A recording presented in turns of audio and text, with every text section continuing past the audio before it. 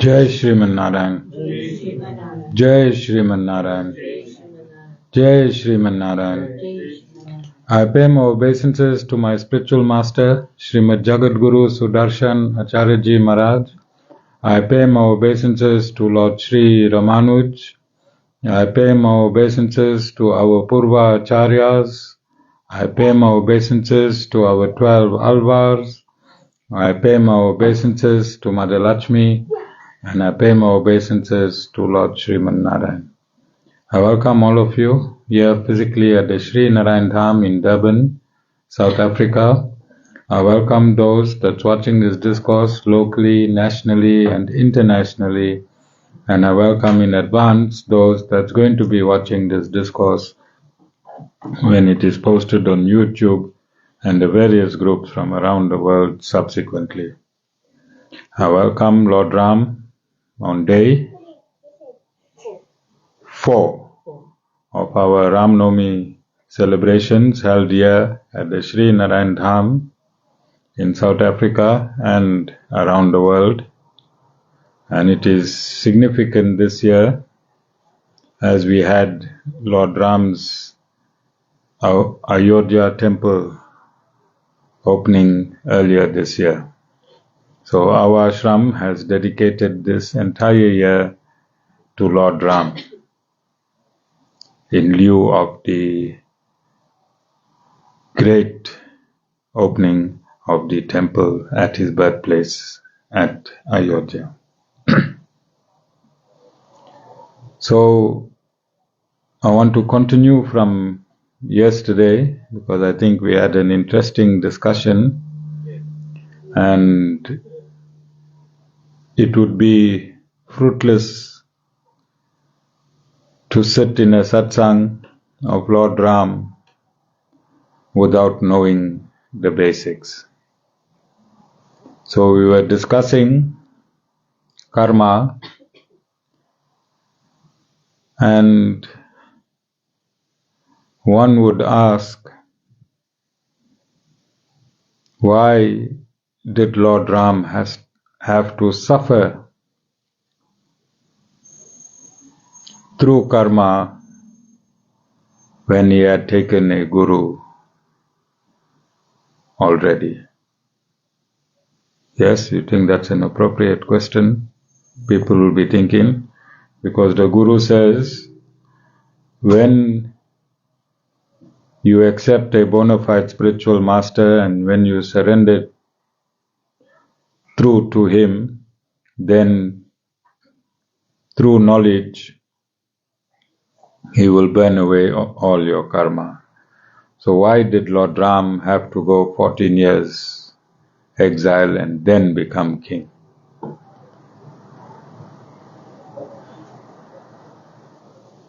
Why?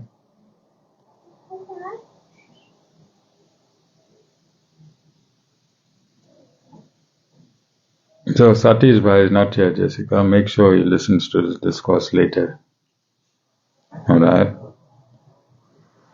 So it's same story with Satish Bhai. He met me after he was married for about 25 years. And then he thought he'll meet the Guru and disappear. But he is still married. No escape. No. Jessica, nephews are enjoying it. No escape. He thought he'll meet the Guru and escape. Why? Why no escape?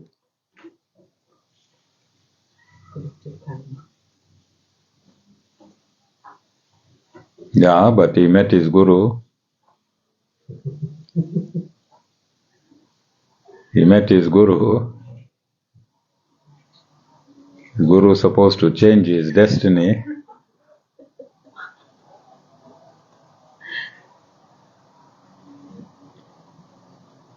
So I want you to understand this. In Lord Ram's time, they were using bows and arrows, yes? You see Lord Ram with his bow and his bag full of arrows. So let's understand this through bows and arrows.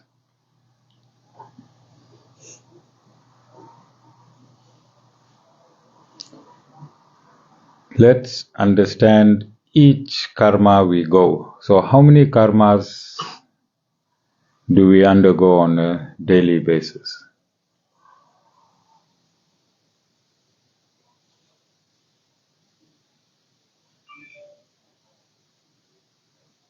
You think?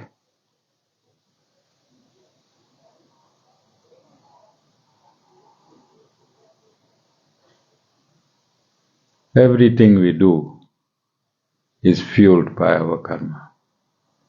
You miss the robo due to karma. You cross the robo due to karma. You go somewhere late, karma. You go somewhere early, karma. You fight, karma. You don't fight, karma. So there's an arrow released every millisecond from your karma. There's one arrow that's released every millisecond, and one arrow is your huge chunk of karma. So when that arrow is released from the bow,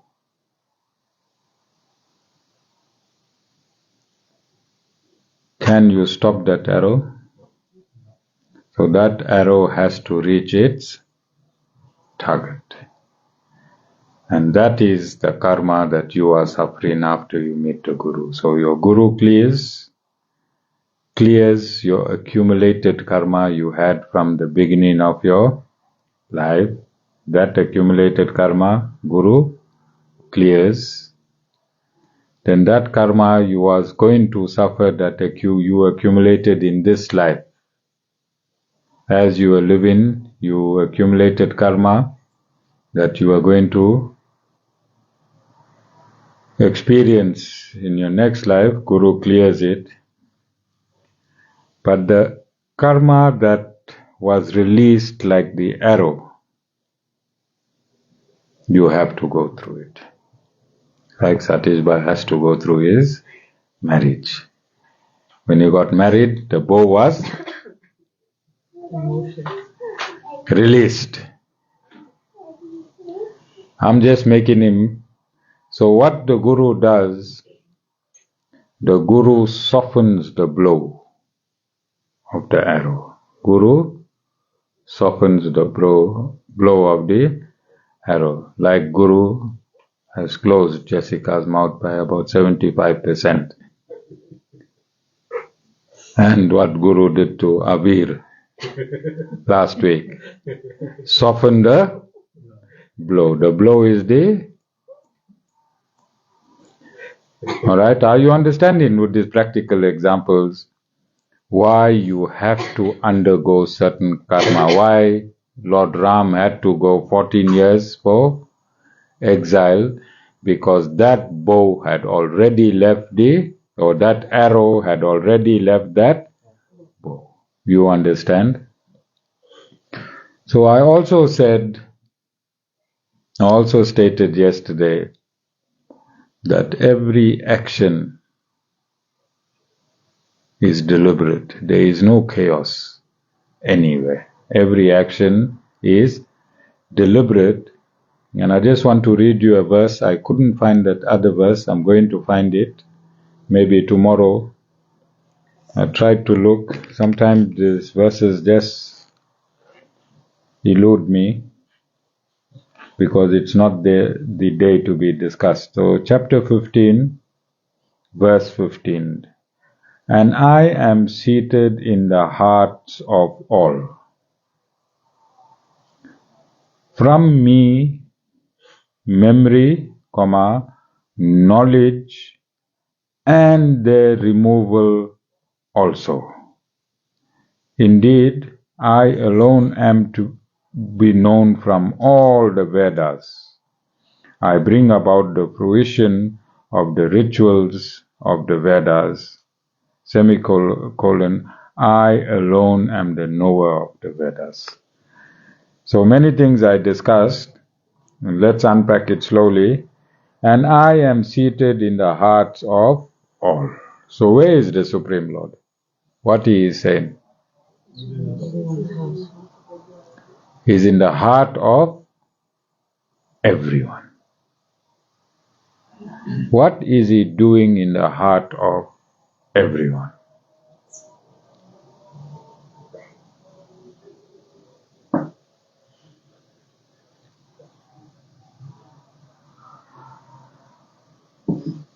He is sitting in the hearts of every living entity, all 8.4 million species of life.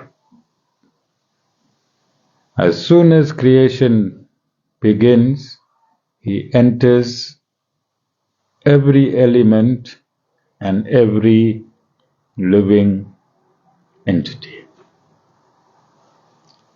He enters every element and every living entity. When he enters a living entity, he enters the soul. He takes his residence in the soul of every living entity. Then he opens the spreadsheet of every living entity. One Lord seated in the soul of every living entity, and he opens their spreadsheet. And he drives every living entity according to the spreadsheet of the living entity.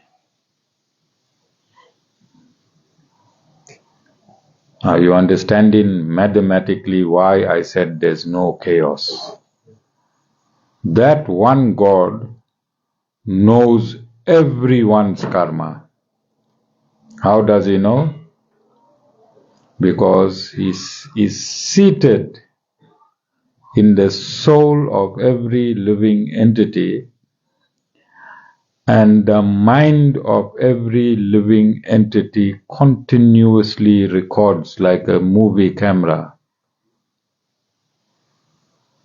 every millisecond of life on this planet, witnessed by the planetary system itself is the witness. The entire planetary system itself is the witness of everything that's happening down here. Is it hard to understand? Have we thrown satellites into the sky, and does that satellite record every millisecond of what's happening around the world?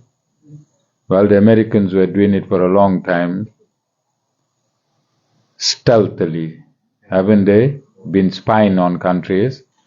And those satellites, if you enlarge them, you can watch the whole of South Africa, and if you continue enlarging and focusing and pinpointing, you land here right to the Guru and what the Guru is saying. Yes? So if a mechanical object can do that, then why can't God, who's the creator of every mechanical object on this earth, why can't he do that in perfection? Why can't God do that in perfection?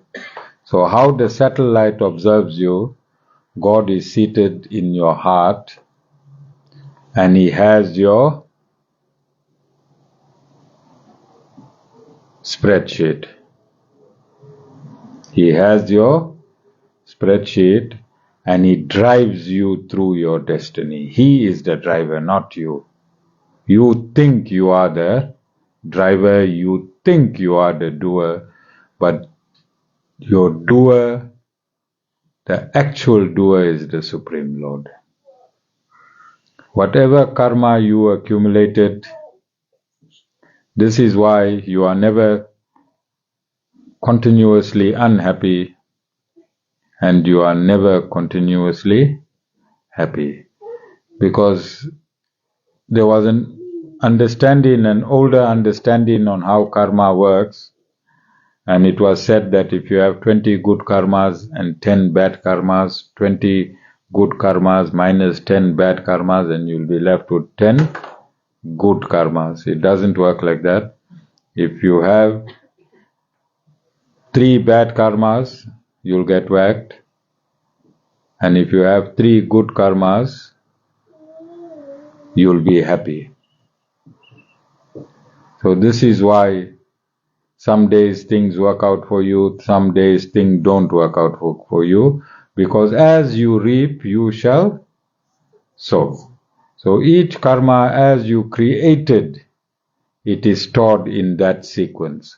So you might have 5 good days, 2 bad days, and then 3 bad days, 4 good days. And the cycle continues like that because that's how God is driving you. That is how God is driving you.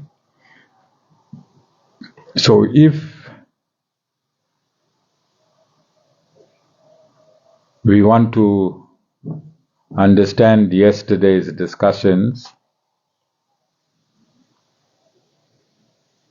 in terms of trance, I like this topic, and many of you like it.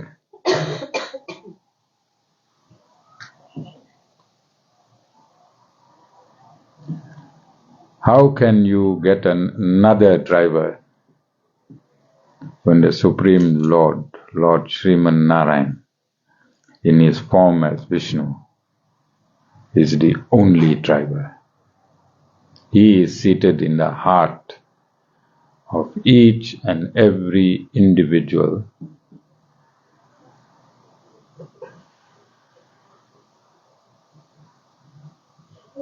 How can the hierarchy that is below him substitute him?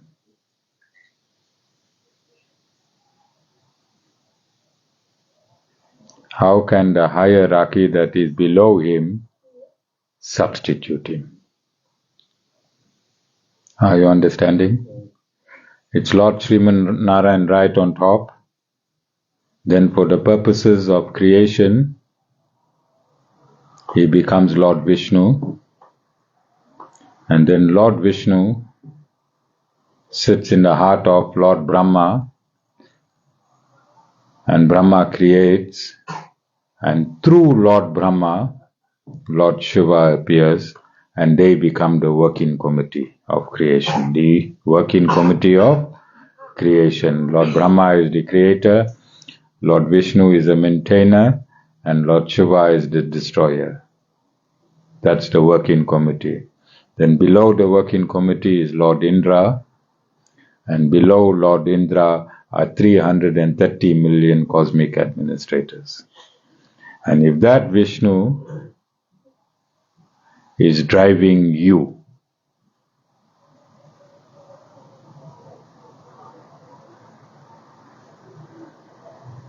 where is the trance?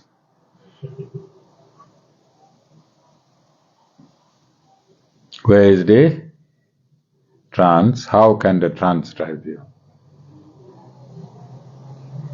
When God is carrying you to your karma, is ensuring you don't miss 1 millimeter of your karma. That is why God did not trust any other driver to drive you.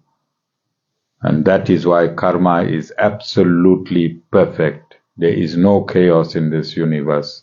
Whatever happens, it happens because God is the driver.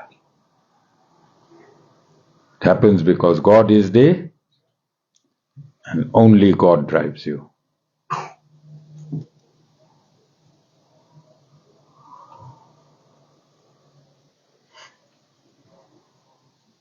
So who drives Ravana?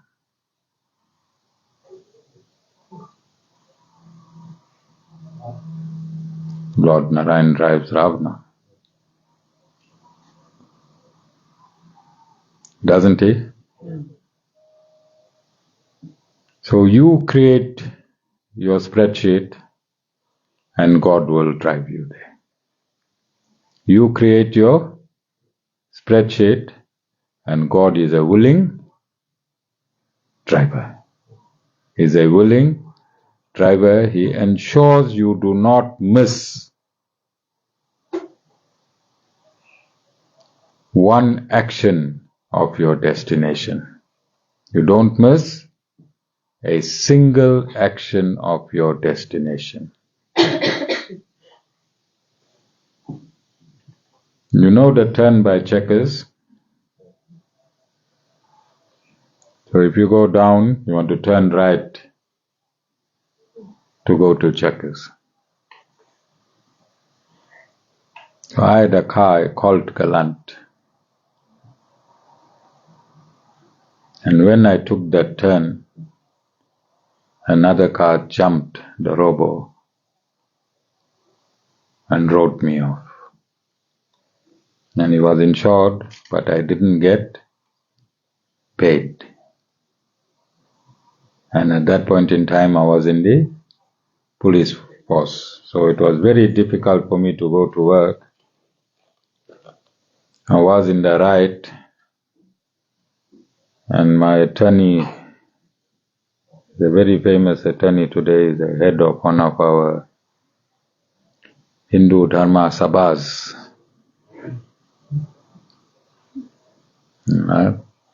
He was my attorney. So although I was right, if I was 1 minute late, if I left my destination 1 minute late, would I have met to that accident? If I left my destination 1 minute earlier, would I have met to that accident? So who drove me there to be on that particular time that I meet with an accident? Lord Sriman Narayan, because my spreadsheet said at that time I must be there. Do you understand? All of you understand? So I earned that accident. I earned that accident. I earned suffering without a car. I earned suffering without a car for that amount of time, because that's my karma. All of you understand? And it has to be exact, it has to be precise. I said earlier on that everything in this universe is a mathematical equation. So the equation of that person being there at that time had to equal the equation of me to be at that time to get a product of that accident. Do you understand? And similarly, every action in your life, every action is your life, in your life, is driven by karma. And this is why I'm impressing. Many people think that if you go to temple, if you Ram Navami, you fast, if you go to the ashram, then life will become easy peasy. You have to understand that this material universe, the substratum for the existence of this material universe is karma. Is karma.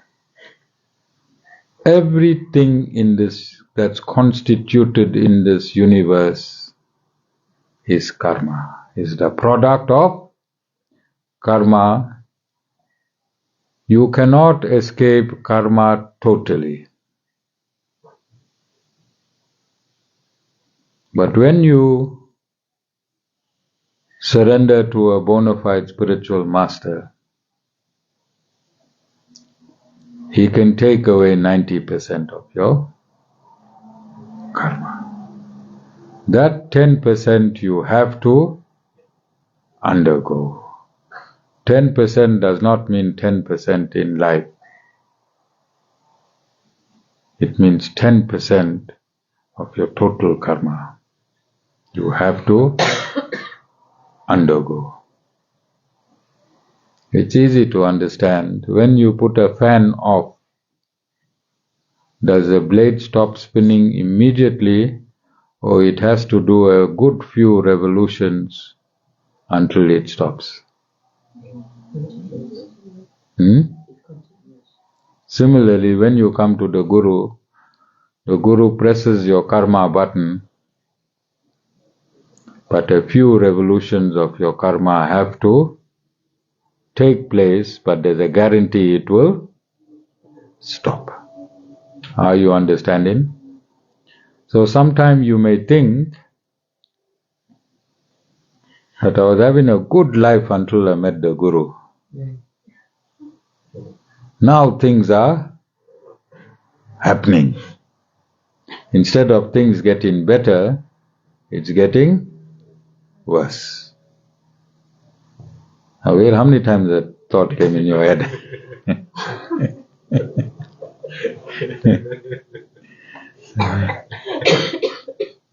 Aware?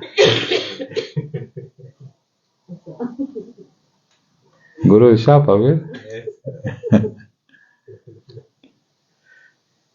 So you think the Guru is going to leave that 10% for the end, or you think the Guru must bring the 10% forward? So when the Guru brings the 10% forward, and you start falling and bruising your knees, is it a good thing or a bad thing? Because it's bringing your karmas to a end. So it might take 10 years to bring your 10% forward, depending how strong your knees are. Depending how strong your knees are, it might take 15 years or it might take 5 years. It also depends on the severity of the karma that you came with. You understand? So there's a lot of calculation that goes on for this maze of relationships that we have. And every relationship we have is a karmic product. Where you work is a karmic product, where you stay is a karmic product. Every interaction of yours is a karmic product. Look at how great God's managerial skills are. He takes care not only of the humans, there's also Devis and Devtas. There's also Devis and Devtas. Anyone can become a Devi or a Devta when you live here righteously. If you have more than 50-60% of righteous karma, when you pass on, you'll ascend to heaven. Then you go to heaven and you enjoy your 60% righteous karma. When all your righteous karma is finished, what will happen? You'll fall down back to earth. You'll become a human again, and you have to live that 40% of your other karma. So whilst you sorting out your 40% of your other karma, depending on you, you still accumulating karma.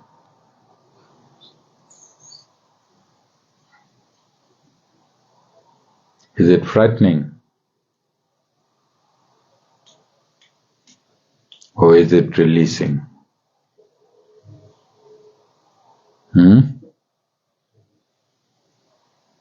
And this is why it is so, and this is why God stresses that knowledge is the most important factor in a human's life. Why? Because through knowledge and knowledge alone, you can attain a stress-free life. Although you're suffering your karma, when you realize that the switch is off, it is simply the blade that is spinning with the momentum, then you know anytime soon the blades will stop. You understand?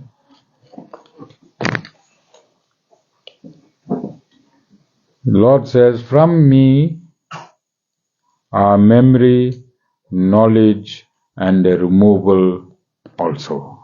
From me are memory, knowledge, and the removal also.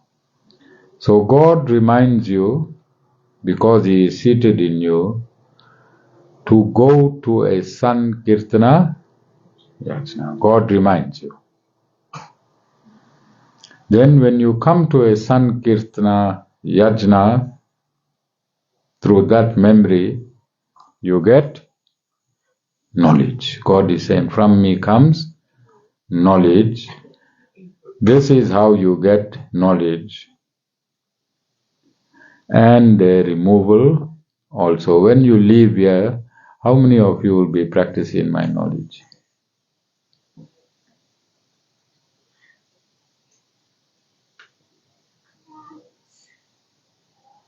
Whilst Devashni is, yes, she don't practice my knowledge. When you think she is gone, she is going to practice my knowledge. So what Lord does?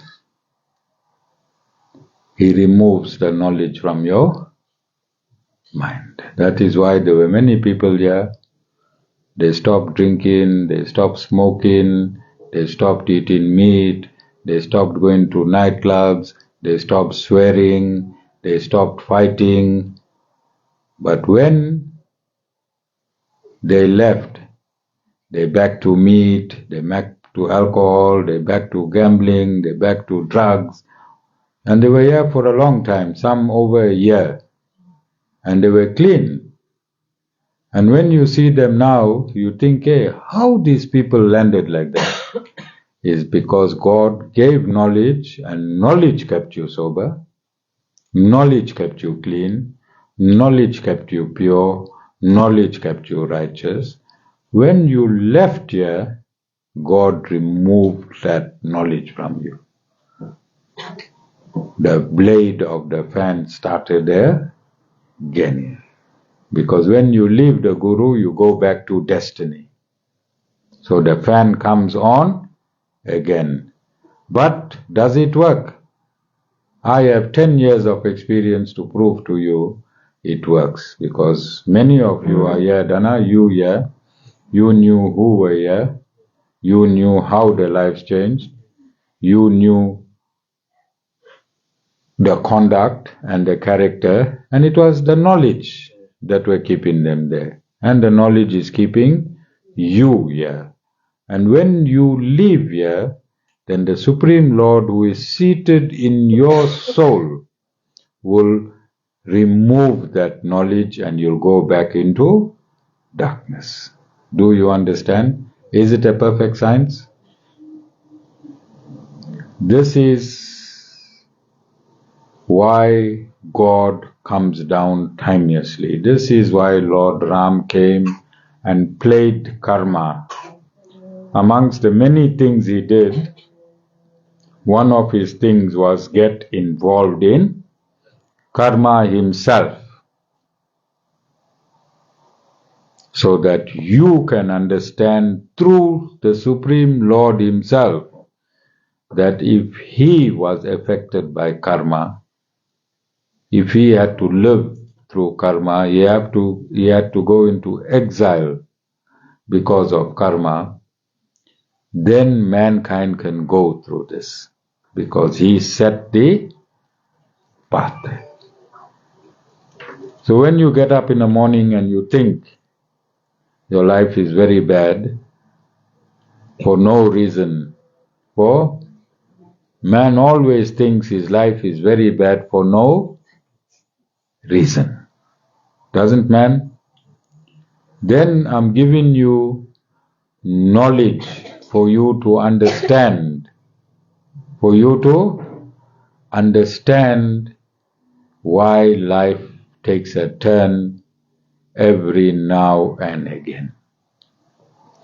If you are equipped with that knowledge and understanding why life takes a turn every now and again, should you be depressed in the same quantity that you are depressed without the knowledge? You will be depressed, you're human, it's natural. And as you get depressed, you say, I heard that Guru talk about karma. I heard the Guru talk about karma. So this is my karma. Thank you, God, for expediting my karma after I found my Guru. Can you say that? Aware? Can you tell God, bring it on?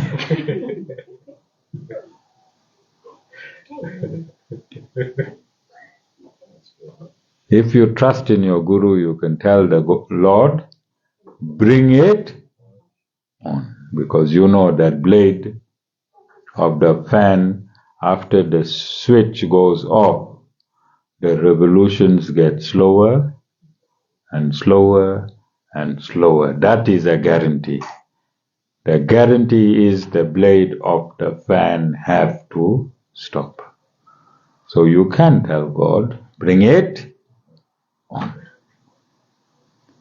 All of you understand? So this is what Lord Ram came to teach you. He came to teach you that he surrendered to a Guru, and as he is the Supreme Lord, the creator of this universe, once you are in this universe, there are no concessions. There are no concessions.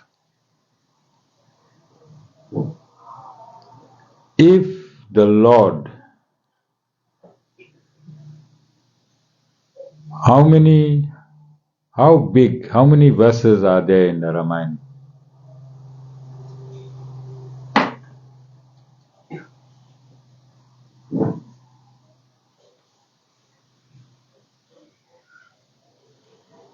The original Ramayan has 100,000 verses, but 24,000 verses were chosen for humans. The rest of the Ramayan is spoke in the other dimensions, to Devis and Devtas in higher domains. How many thousand verses in the Mahabharata?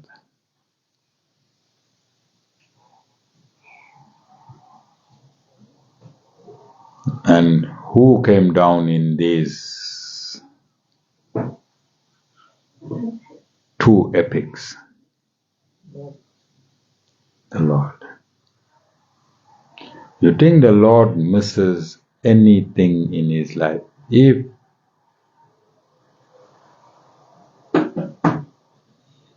the Lord does not allow you to maneuver 1% of your destiny, you think Lord misses anything? So if there was something that could help you beside the Lord, you think he would have not sent you there?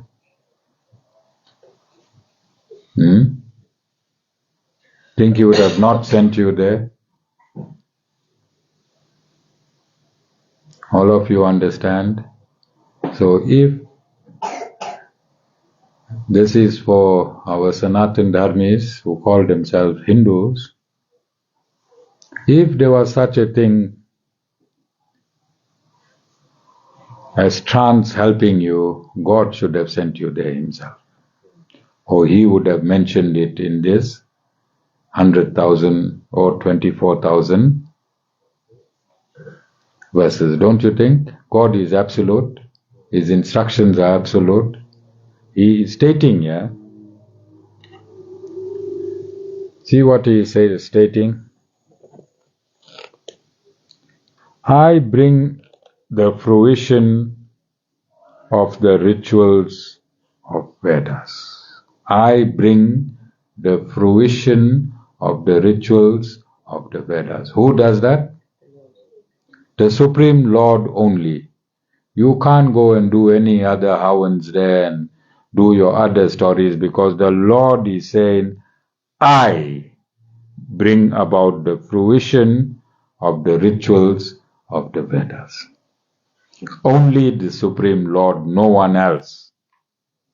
And then he says lastly, I alone am the knower of the Vedas. I alone am the knower of the Vedas. So we live in South Africa and we are living in very good times. We are living in very good times because this country has a constitution. This country has a... Can anyone live in this country but out of the constitution?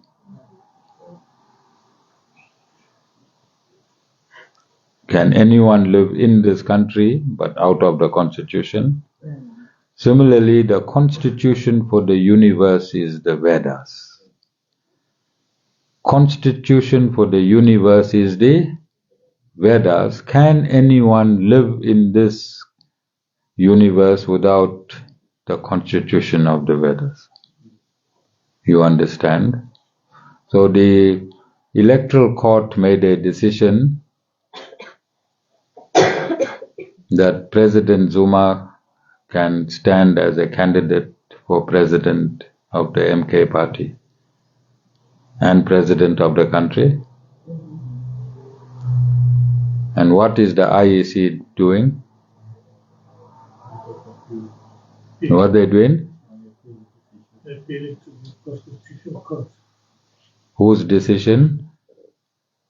The electoral court's decision. But there is a section in the electoral court, Jessica, Act 73, that states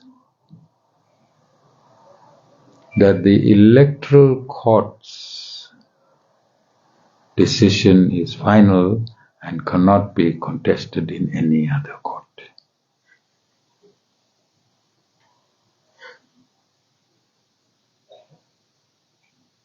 So what do you think is going to happen?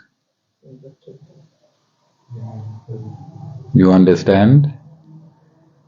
So that is righteous living. Going through the electoral court, is it righteous living? Going through criminal court, righteous living?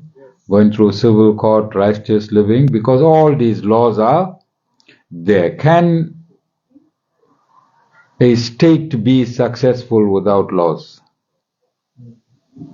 So similarly, there's laws on how humans to live in this universe, and these laws come from the Creator itself. Comes from the Creator himself. And what he said yesterday? Fools disregard me in human form. Does he say that? How he knew fools going to disregard him? Sir? No, how he knows that fools going to disregard him? Because he lives in the soul of many fools.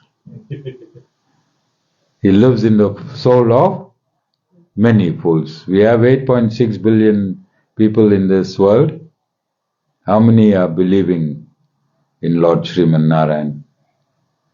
You understand? And in how many souls he is living? So I repeated yesterday's discourse to a certain extent, but I wanted to bring a finality. I wanted to bring a finality so that you can rest your mind. Those of you that are here physically and those of you that follow me, you can bring your mind to rest, because I quoted a verse where the Lord spoke himself. Chapter 15, verse 15. You have to listen to somebody in your life, isn't it? There have to come a point in your life where you have to say, I know nothing. I know nothing. And that's the moment when you say, I know nothing, knowledge will fill in the reservoir. Knowledge will fill in the reservoir. There's also a verse in the Bhagavad Gita, I must find it maybe tomorrow, where it states that if you know everything, it's like filling a reservoir with water. What will happen to the reservoir? It will, if you know everything and the Guru is talking and talking and talking and talking, and if you know everything, then it's as useless as filling a reservoir with water, because it will keep falling over. Jai Sriman Narayan.